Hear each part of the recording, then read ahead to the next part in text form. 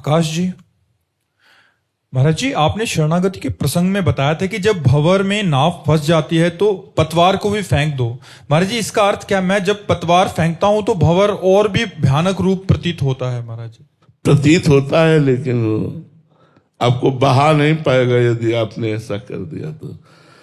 अपने संभाले जब ना संभले, पतवार फेंकने का मतलब है कि कोई भी कार्य, कोई भी विपत्ति, कोई भी समस्या जब अपने संभालने से बाहर हो जाए तो ऐसे हो जाओ। अब जैसा अब हो ही सोई जो राम रचि राखा, को कर तर्क बढ़ावे शाखा। अब देख लो प्रभु, आप देख, समस्या का ऐसे समाधान हो जाएगा। पर ऐसे करना बड़ा भयावह लगेगा। आपको कुत्ता काटने दौड़ रहा है, आप डंडा फेंक के ऐसे हो जाओ, नाथ मैं आपकी शरण में हूं।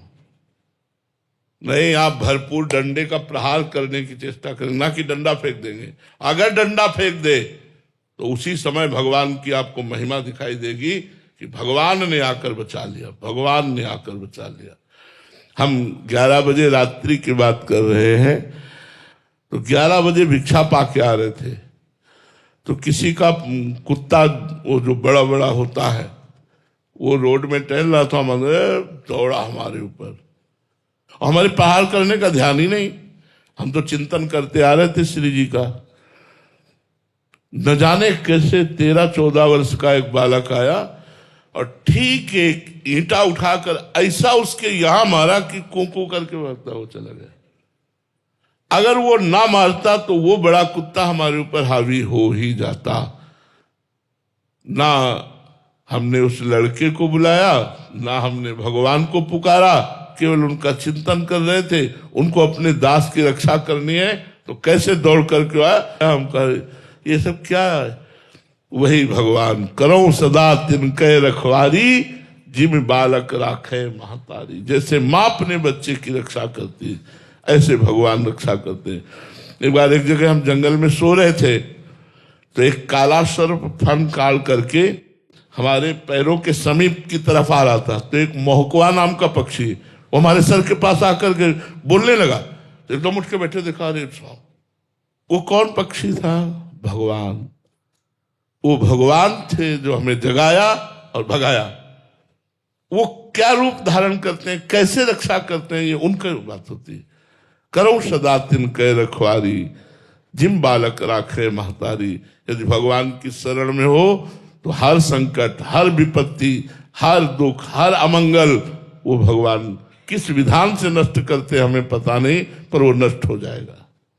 महाराज जी, ऐसा भरोसा कैसे आए? महाराज जी, कहना आसान। हाँ, ये बात, ये खास बात है। ऐसा भरोसा कैसे आए? ये संतों के संग से जब भजन में प्रीति होती है और जब हम भजन करते हो, भगवान का दृढ़ आश्रय हो जाता है, तब ये भरोसा आता है।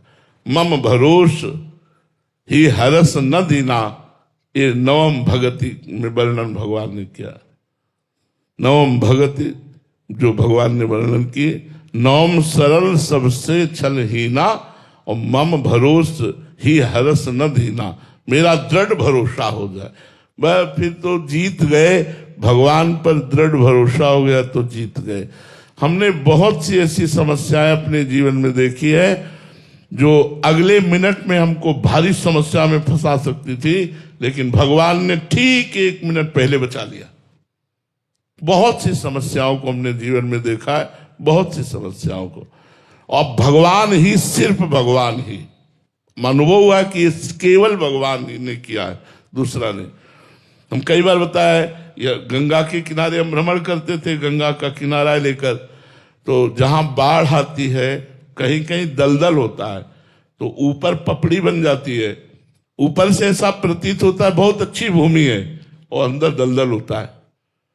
तो हम मस्ती में चले जा रहे थे, पीछे से आवाज आई, ए बाबा सावधान, आगे दलदल है। तो हमने पहले पीछे मुड़ के देखा, कोई नहीं। आगे लकड़ी डाली तो पूरी समा गई। जो हमारे पास डंडा था वो आगे डाला तो पूरा समा गया, वो मिला ही नहीं, मतलब उसकी जगह थल नहीं मिला। मतलब हमारा अगला कदम ऐसी जगह जाने वाला था, हम कितना दलदल में फंस जाते, वहां आसपास कोई नहीं था, तड़प तड़प के मर जाते।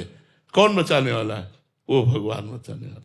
दृढ़ भरोसा तभी होता है जब अन्य भरोसा, अन्य आश्रय, अन्य संबंध छोड़कर हम केवल भगवान का आश्रय लेते, केवल भगवान का भजन करते, तो दृढ़ भरोसा हो जाता है।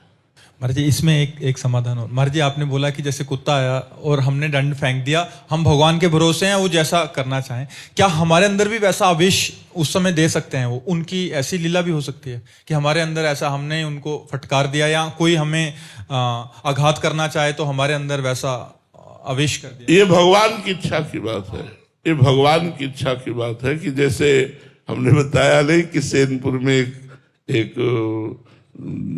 बड़ा कतली आदमी था, तो वो मोटरसाइकिल से वहां जहां लोग नंगे पैर चलते हैं वहां बूट पहनकर मोटरसाइकिल से जा रहा था। हम वहीं रह रहे थे, 2-4 वयोवृद्ध बैठे थे, भगवत चर्चा हो रही थी। तो हमने कहा, ए मोटरसाइकिल से उतर, तेरे को इतना भी ज्ञान नहीं कि बाबा सरकार की तपोभूमि है और तो इस पर मोटरसाइकिल से चला जा रहा, हट पीछे। वो एक नहीं माना, वहां जूता पे।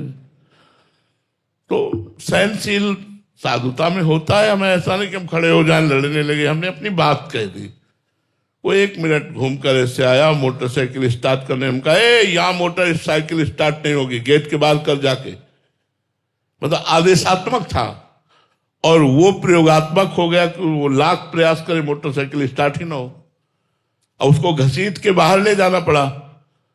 अब वो जब गया तब लोगों ने बताया, महाराज आपने बहुत गलत किया। हमने कहा, हमने क्या गलत किया? बोले 10 कत्ल किए हुए, ये नामी गुंडा एरिया का है, रोज शराब पिए घूमता रहता है, किसी को भी काट के फेंक देता है, और आप यहाँ अकेले रहते हैं। मान लो एक पंजीरी बाबा नाम के संत, बोले आप संत हैं, आप रहते हैं, कहीं कुछ आकर बवाल ना कर दे आपके साथ।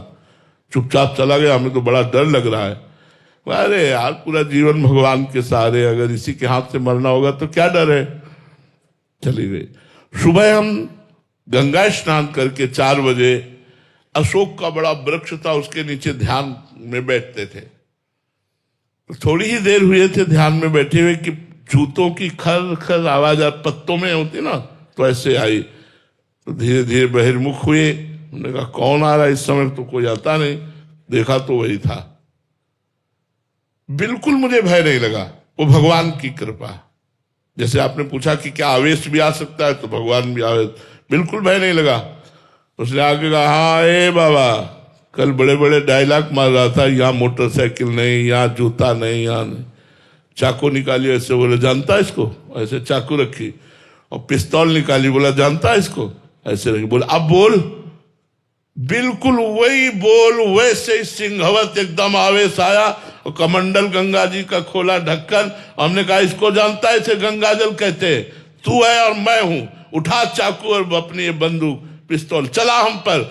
उस समय का वो आवेश देख करके वो अपनी पिस्तौल अपनी जेब में डाला और भागते नजर आया, भागते नजर आया। दोबारा बोला भी नहीं, हमारी तरफ देखा भी नहीं। कौन था वो? भगवान ने उसे भय प्रदान किया। और निश्चित ऐसा नहीं कि मैं केवल ऐसे बोल रहा, निश्चित मंत्रों में ऐसी सामर्थ्य है कि आज भी आप नष्ट हो सकते हैं। यदि साप दे दिया जाए और आप भजन करते हैं तो निश्चित नष्ट हो जाएंगे। कोई खिलवाड़ नहीं, भजन तपस्या कोई खिलवाड़ नहीं है, पर होनी चाहिए। अब दिन भर झूठ बोलते बोले तुम्हारा नाश हो जाए तो हो जाएगा क्या? दिन भर बेईमानी करते हैं, तुम्हारा कुछ बोलो जाओ तुम सुखी रहो, सुखी रहेगा क्या? दिन भर भजन करते बोला सुखी रहो, अब उसका मंगल नष्ट हो जाएगा।